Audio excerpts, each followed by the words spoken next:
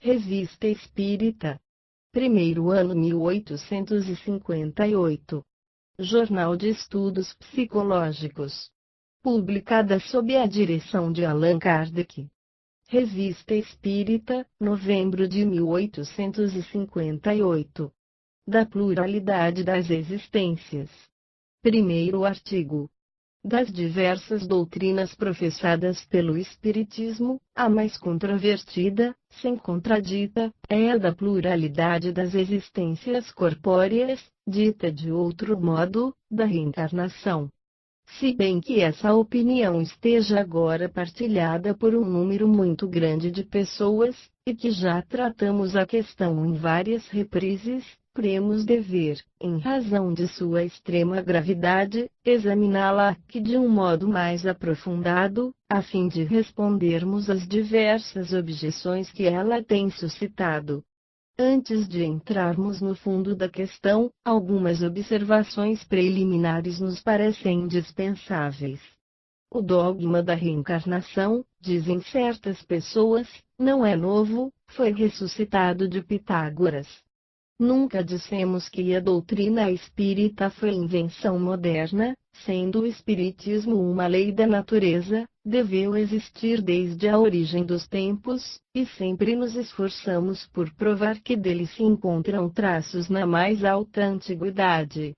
Pitágoras, como se sabe, não foi o autor do sistema da metempsicose, ele auriu dos filósofos indianos e entre os egípcios, onde existia desde tempos imemoriais. A ideia da transmigração das almas era, pois, uma crença vulgar, admitida pelos homens mais eminentes. Por que caminho lhes veio ela?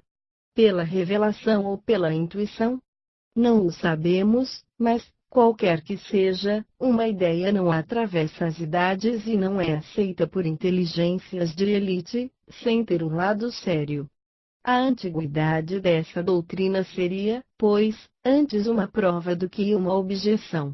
Entretanto, como se sabe igualmente, entre a metempsicose dos antigos e a doutrina moderna da reencarnação, há esta grande diferença que os espíritos rejeitam da maneira mais absoluta, a transmigração do homem para os animais e reciprocamente. Vós estáveis, sem dúvida, dizem também alguns contraditores, imbuídos dessas ideias, e eis porque os espíritos se aterraram à vossa maneira de ver. Aí está um erro que prova, uma vez mais, o perigo dos julgamentos apressados e sem exame. Se essas pessoas tivessem se dado ao trabalho de lerem o que escrevemos sobre o Espiritismo, teriam se poupado apenas de uma objeção feita muito levianamente. Repetiremos, pois, o que dissemos a esse respeito, saber que, quando a doutrina da reencarnação nos foi ensinada pelos Espíritos, ela estava tão longe do nosso pensamento, que tínhamos feito, sobre os antecedentes da alma um sistema diferente, de resto, partilhado por muitas pessoas. A doutrina dos Espíritos, sobre esse assunto, portanto, nos surpreendeu, diremos mais, contrariou, porque derrubou as nossas próprias ideias, ela estava longe, como se vê, de ser-lhe o reflexo.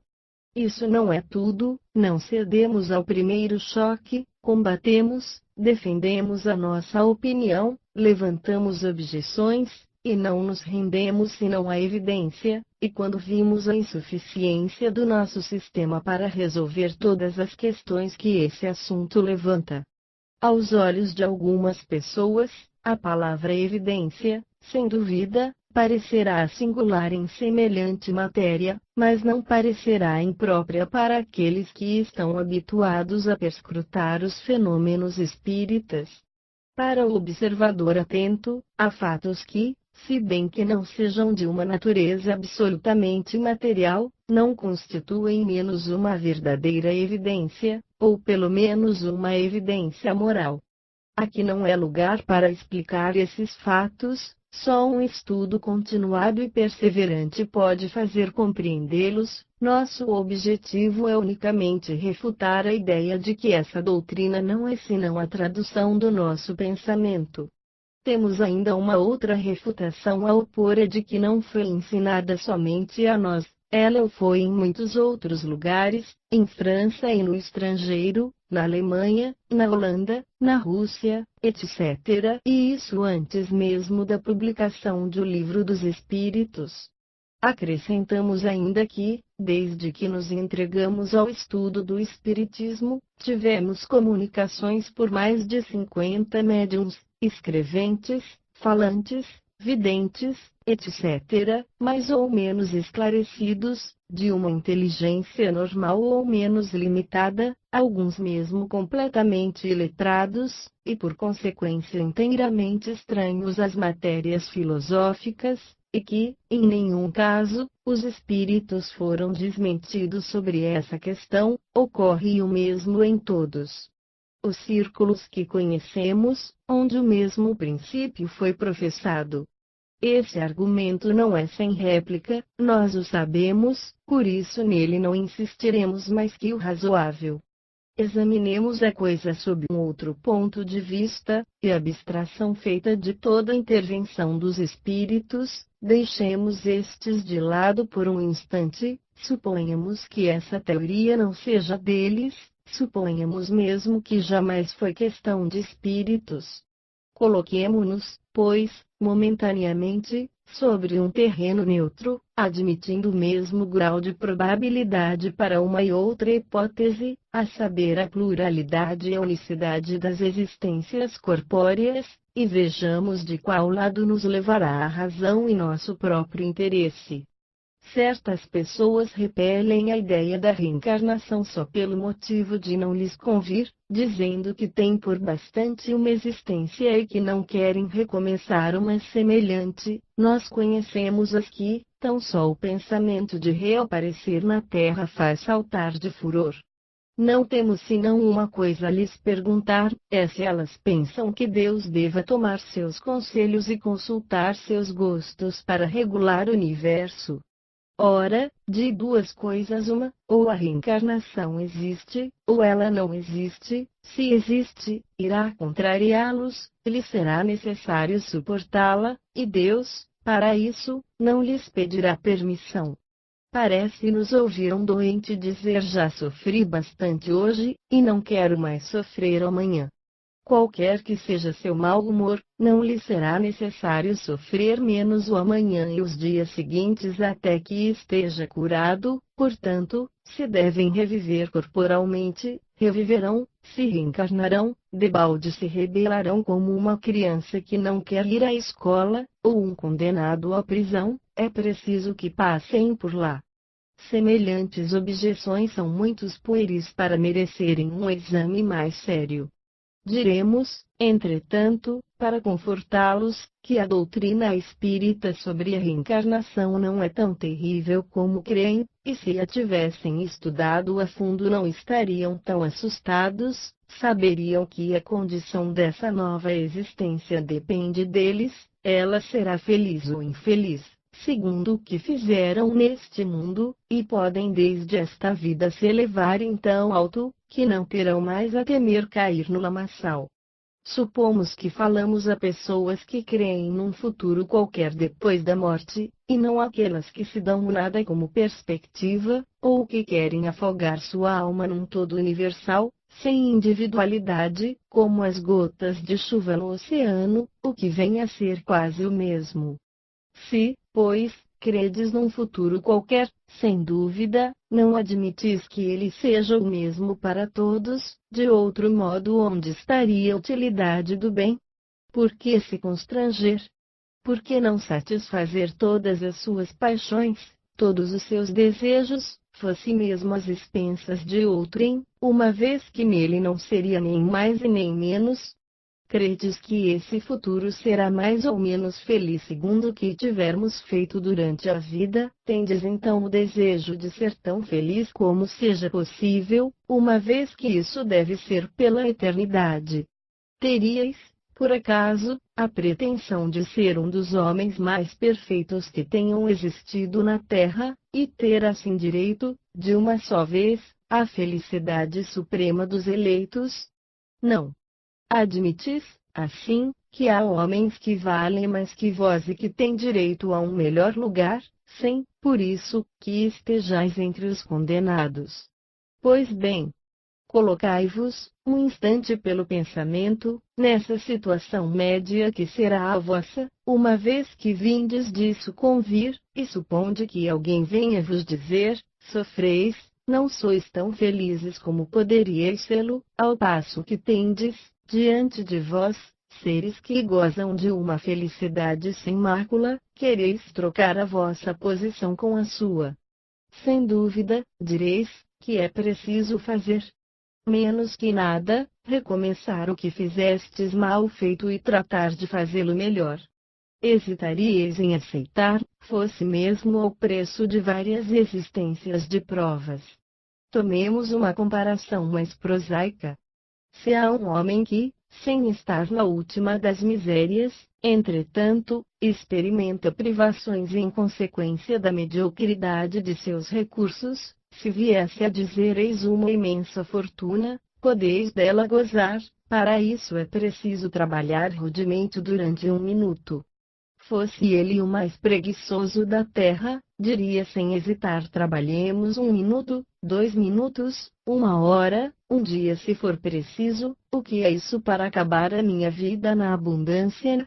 Ora, o que é a duração da vida corpórea com relação à eternidade? Menos que 1 minuto, menos que 1 segundo. Ouvimos fazer este raciocínio: Deus, que é soberanamente bom, não pode impor ao homem recomeçar uma série de misérias e de tribulações. Achar-se-ia, por acaso, que há mais bondade em condenar o homem a um sofrimento perpétuo por alguns momentos de erro, antes que dar-lhe os meios de reparar as suas faltas? 2 fabricantes tinham, cada um obreiro que podia aspirar a se tornar o sócio do chefe. Ora, ocorreu que esses 2 obreiros empregaram, uma vez, muito mal sua jornada e mereceram ser despedidos. Um dos fabricantes despediu o seu obreiro apesar de suas súplicas, e este, não tendo encontrado trabalho, morreu de miséria. O outro disse ao seu: perdestes um dia, disso me deveis uma compensação; fizestes mal o vosso trabalho, disso me deveis a reparação; eu vos permito recomeçar, tratai de fazer bem e eu vos conservarei, e podereis sempre aspirar à posição superior que vos prometi. Há necessidade de se perguntar qual dos 2 fabricantes foi o mais humano? Deus, a própria clemência, seria mais inexorável que um homem. O pensamento que nossa sorte está para sempre fixada, por alguns anos de prova, quando mesmo nem sempre dependeu de nós atingir a perfeição na terra, tem alguma coisa de pungente, ao passo que a ideia contrária é eminentemente consoladora, ela nos deixa esperança. Assim, sem nos pronunciarmos pró ou contra a pluralidade das existências, sem admitir uma hipótese antes que outra, dizemos que, se tivermos a escolha, não há pessoa que prefira um julgamento sem apelação.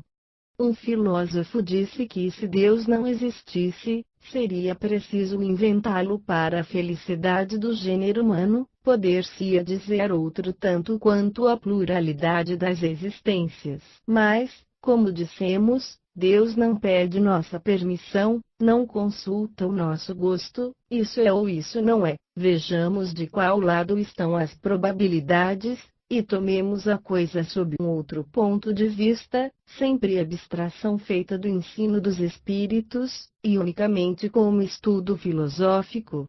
Se não há reencarnação, não há senão uma existência corpórea, isso é evidente. Se nossa existência atual é única, a alma de cada homem é criada no seu nascimento, a menos que se admita a anterioridade da alma, caso que se perguntaria o que era a alma antes do nascimento, e se esse estado não constituía uma existência sob uma forma qualquer. Não há meio termo, ou a alma existia, ou não existia antes do corpo. Se ela existia, qual era sua situação? Tinha ou não consciência dela mesma? Se não tinha consciência, é quase como se não existisse. Se tinha sua individualidade, era progressiva ou estacionária. Num e no outro caso, que grau ela alcançou no corpo? Admitindo, segundo a crença vulgar, que a alma nasce com o corpo, ou, que vem a ser o mesmo, que anteriormente à sua encarnação ela não tem senão faculdades negativas, colocamos as perguntas seguintes. 1. Por que a alma mostra aptidões tão diversas e independentes das adquiridas pela educação? 2. De onde vem a aptidão extranormal de certas crianças em tenra idade, por tal ou tal ciência, ao passo que outras permanecem inferiores ou medíocres por toda a sua vida? 3. De onde vêm, nos, as ideias inatas ou intuitivas que não existem noutros? 4. De onde vêm, em certas crianças, esses instintos precoces de vícios ou de virtudes, esses sentimentos inatos de dignidade ou de baixeza que contrastam com o meio no qual nasceram? 5. Porque certos homens, abstração feita da educação, são mais avançados uns do que outros? 6. Porque há selvagens e homens civilizados. Se tomardes uma criança ou tentou-te amamentada, e a levardes aos nossos liceus mais renomados, jamais fareis dela um Laplace ou um Newton. Perguntamos qual é a filosofia ou a teosofia que pode resolver esses problemas? Ou as almas, em seu nascimento, são iguais, ou elas são desiguais? Isso não é duvidoso. Se são iguais, por que essas aptidões tão diferentes? Dir-se-á que isso depende do organismo? Mas, então, é a doutrina mais monstruosa e mais imoral. O homem não é mais que uma máquina, o joguete da matéria, não tem mais a responsabilidade de seus atos, pode tudo lançar sobre suas imperfeições físicas. Se elas são desiguais, foi porque Deus as criou assim, mas, então, por que essa superioridade inata concedida a alguns? Essa parcialidade está conforme a justiça de Deus e o igual amor que dá a todas as suas criaturas. Admitamos, ao contrário, uma sucessão de existências anteriores progressivas, e tudo estará explicado. Os homens trazem, ao nascer, a intuição do que adquiriram, são mais ou menos avançados, segundo o número de existências que percorreram, segundo estejam mais ou menos distantes do ponto de partida, absolutamente como, em uma reunião de indivíduos de todas as idades, cada um terá um desenvolvimento proporcional ao número de anos que viveu, as existências sucessivas serão, para a vida da alma, o que os anos são para a vida do corpo. Concentrai, um dia, 1000 indivíduos, desde 1 ano até 80, supondo que um véu seja lançado sobre todos os dias que precederam, e que, em vossa ignorância, credes assim todos nascidos no mesmo dia, perguntar-vos-eis, naturalmente, como ocorre que uns sejam grandes e outros pequenos, uns velhos e os outros jovens, uns instruídos e os outros ainda ignorantes, mas se a nuvem que vos esconde o passado vem a se levantar. Se aprendeis que todos viveram mais ou menos tempo, tudo vos será explicado. Deus, em sua justiça, não pôde criar almas mais ou menos perfeitas, mas, com a pluralidade das existências, a desigualdade que vedes nada mais tem de contrário à equidade mais rigorosa, é que nós não vemos senão o presente, e não o passado. Esse raciocínio repousa sobre um sistema, uma suposição gratuita?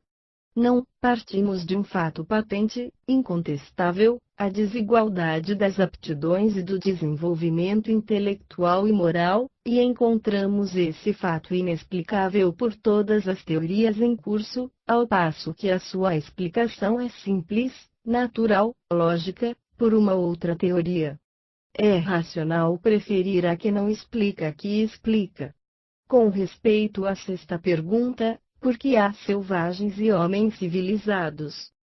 Sem dúvida, dir-se-á que o Hottentot é de uma raça inferior, então, perguntaremos se o Hottentot é um homem ou não. Se é um homem, porque Deus deserdou, a ele e a sua raça, dos privilégios concedidos à raça caucásica. Se não é um homem, por que procurar fazê-lo cristão? A doutrina espírita é mais ampla que tudo isso. Por ela, não há várias espécies de homens, não há senão homens cujo espírito está mais ou menos atrasado, mais suscetível de progredir. Isso não está mais conforme à justiça de Deus. Acabamos de ver a alma em seu passado e em seu presente. Se a considerarmos em seu futuro, encontraremos as mesmas dificuldades. 1. Se a nossa existência atual, só ela deve decidir nossa sorte futura, qual é, na vida futura, a posição respectiva do selvagem e do homem civilizado? Estão no mesmo nível, ou estão distantes da soma da felicidade eterna? 2. O homem que trabalhou toda a sua vida, para se melhorar, está no mesmo grau que aquele que ficou inferior, não por sua falta, mas porque não teve nem o tempo, nem a possibilidade de se melhorar. 3. O homem que fez mal, porque não pôde se esclarecer, é passível de um estado de coisas que não dependeu dele. 4. Trabalha-se para esclarecer os homens, moralizá-los, civilizá-los, mas para um que se esclarece, há milhões que morrem cada dia antes que a luz tenha vindo até eles. Qual é a sorte destes? São tratados como condenados. Em caso contrário, que fizeram para merecer estarem na mesma classe que os outros? 5. Qual é a sorte das crianças que morrem em tenra idade, antes de terem podido fazer nem bem nem mal? Se estão entre os eleitos, por que esse favor sem nada terem feito para merecê-lo? Por qual privilégio estão isentas das tribulações da vida? Há uma doutrina que possa resolver essas questões? Admitamos as existências consecutivas, e tudo estará explicado de conformidade com a justiça de Deus.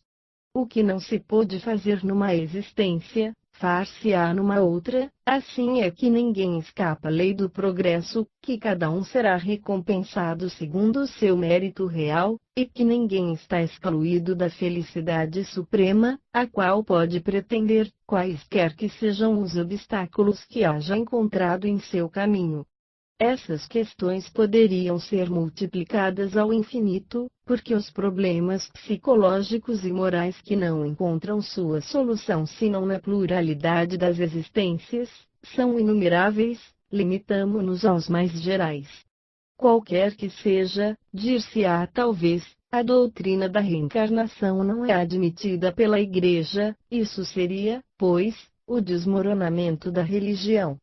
Nosso objetivo não é tratar essa questão nesse momento, basta-nos haver demonstrado que ela é eminentemente moral e racional.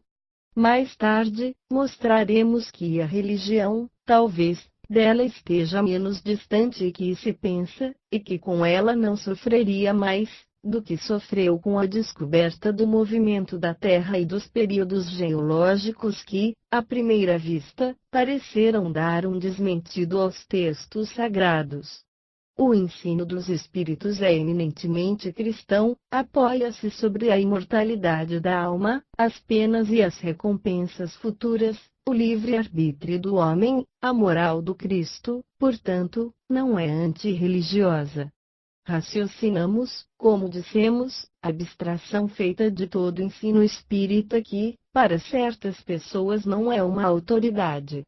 Se nós, e tantos outros, adotamos a opinião da pluralidade das existências, não foi somente porque ela nos veio dos espíritos, mas porque nos pareceu a mais lógica, e que só ela resolve as questões até agora insolúveis. Se nos viesse de um simples mortal e a adotaríamos do mesmo modo, e não hesitaríamos antes em renunciar às nossas próprias ideias. Do momento em que um erro é demonstrado, o amor próprio tem mais a perder do que a ganhar obstinando-se numa ideia falsa. Do mesmo modo, teríamos repelido, embora vinda dos espíritos, se ela nos parecesse contrária à razão, como as repelimos muitas outras, porque sabemos, por experiência, que não é preciso aceitar cegamente tudo o que vem de sua parte, não mais do que vem da parte dos homens. Resta-nos, pois, a examinar a questão da pluralidade das existências do ponto de vista do ensino dos espíritos, de qual maneira se deve entendê-la, e responder, enfim, às objeções mais sérias que se possa a ela opor, o que faremos em um próximo artigo.